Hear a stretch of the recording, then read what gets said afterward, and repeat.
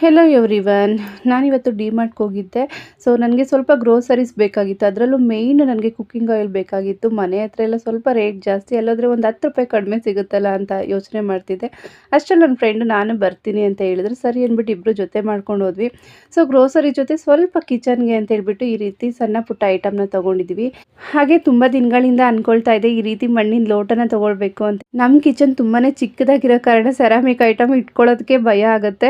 So ಇವತ್ತು finally ಮನ್ಸು ಮಾಡಿ ತೊಗೊಂಡೆ. ಜಸ್ಟ್ ₹19 ಅಷ್ಟೇ. ತುಂಬಾ ಖುಷಿ ಆಯಿತು. ಇದು ಸೆಟ್ ಆಫ್ 5 ಬಾಕ್ಸ್ ಇರುತ್ತೆ. ನನ್ನ ಫ್ರೆಂಡ್ ನನಗೆ ಅಂತೇಳಿ ಗಿಫ್ಟ್ ಮಾಡಿದ್ರು. ನಾನು ಪರ್ಪಲ್ ಕಲರಲ್ಲಿ ತೊಗೊಂಡೆ. ತುಂಬಾ ಚೆನ್ನಾಗಿತ್ತು ಬಾಕ್ಸಸ್ಸು.